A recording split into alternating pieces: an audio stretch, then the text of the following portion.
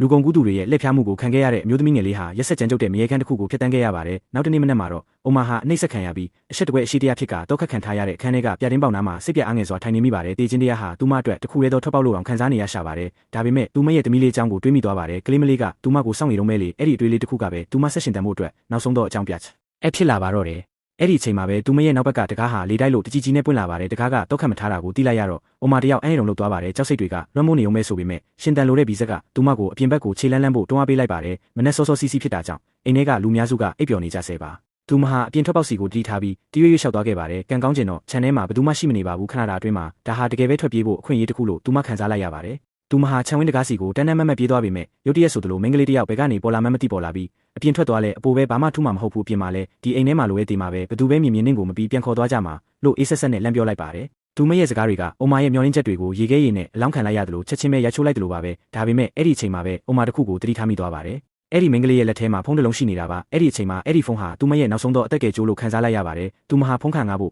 အသေးအတန်တောင်းပန်လိုက်ပါတယ်။သူတို့နှစ်ယောက်ဟာအိမ်ခေါင်မိုးပေါ်ကိုတိတ်တဆိတ်တက်သွားကြပြီးလိုင်းမိတဲ့အထိအသေးအတန်ရှာဖွေခဲ့ကြပါတယ်။နောက်ဆုံးမှာတော့ဖုန်းလိုင်းရသွားပြီးတစ်ဖက်ကနေသူမရဲ့ကွာလာလမ်ပူကသူငယ်ချင်းစီကိုဖုန်းဆက်သွယ်မိသွားပါတယ်။အိုမာကဖြစ်သမျှအကြောင်းစုံကိုပြောပြလိုက်ပါတယ်။သူမရဲ့သူငယ်ချင်းကစိတ်အေးထားပြီးသူမဟာအခုချိန်မှာပါကစ္စတန်ရဲ့ဝေးလံခေါင်တီးတဲ့ဒေသတစ်ခုကိုရောက်နေတာလို့ရှင်းပြပါတယ်။ရဲကိုဖုန်းဆက်ရင်တော့အကူအညီကအချိန်မီရောက်လာမှာမဟုတ်ဘူးလို့ပြောပါတယ်။သူမရဲ့သူငယ်ချင်းကဘာပဲဖြစ်ဖြစ်အသက်ရှင်အောင်နေပါလို့ထက်ခါတလဲလဲမှကြားပါတယ်။တကယ်တူတဲ့တော့အခွင့်အရေးကပါကစ္စတန်မှာရှိတဲ့အိန္ဒိယတန်ယုံကိုရောက်အောင်သွားဖို့ပါပဲ။အဲ့ဒီကိုရောက်မှသာရှင်တန်ခွင့်ရဖို့မျှော်လင့်ချက်ရှိနိုင်မှာပါ။အဲ့ဒီစကားတွေကအိုမာကိုလက်တွေ့ကဘာတွေပြန်ရောက်လာစေခဲ့ပါတယ်။သူမဟာအရာအလုံးကိုအောင်အေးဒီခံပြီးထွက်ပြေးဖို့အချိန်ကောင်းကိုစောင့်ဆိုင်ဖို့ဆုံးဖြတ်လိုက်ပါတယ်။နောက်တနေ့မှာတော့တာဟီကအိုမာကိုမျိုးရဲသွားပြီးသူတို့ရဲ့အိမ်အောင်ရေးကိုမှတ်ပုံတင်ဖို့အတင်းကျပ်ခေါ်သွားပါတယ်။သူမမဖတ်တတ်တဲ့စာရေးစာတမ်းတွေရှိမှာအိုမာဟာသူမရဲ့အမိကိုလက်မှတ်ထိုးပေးဖို့ကလွဲလို့အခြားရေးချေစရာမရှိပါဘူး။အဲ့ဒီချိန်ကစားပြီးသူမဟာဥပဒေအရတာဟီရဲ့ဇနီးဖြစ်သွားပါပြီ။အဲ့ဒီဖြစ်စဉ်တစ်ခုလုံးကိုတာဟီရဲ့လူတွေကဗီဒီယိုရိုက်ကူးထားခဲ့ပါတယ်။သူတို့ဟာဒေသနယိုပဒေတွေကိုအသုံးချပြီးအဲ့ဒီမျိုးသမီးတွေကိုတရားဝင်မှုအကာအကွယ်အောက်မှာပိတ်လောင်ထားကြတာရှင်းနေပါတယ်။အဲ့ဒီညမှာတော့အိုမာဟာအရင်နဲ့မတူပဲတခြားစီပြောင်းလဲသွားပါတယ်။သူမဟာကိုတေးသေးချာချာပြင်ဆင်ပြီးအခန်းကိုတန့်ရှင်းအောင်ထားကနာခံမှုရှိပြီ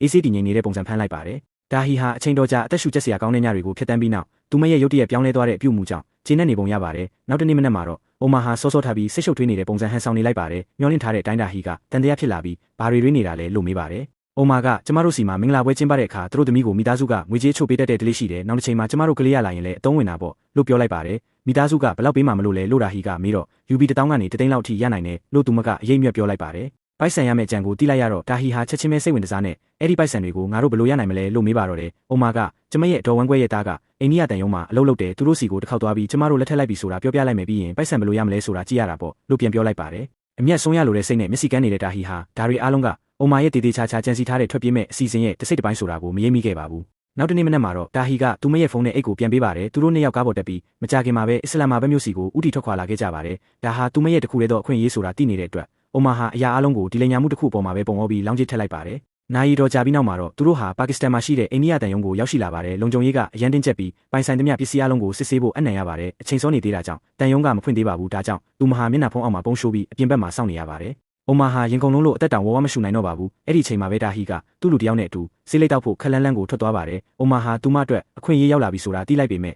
စောင့်ဆိုင်ရတဲ့စက္ကန့်တိုင်းကသူမအတွက်ခံရခက်လုံးနေပါတော့တယ်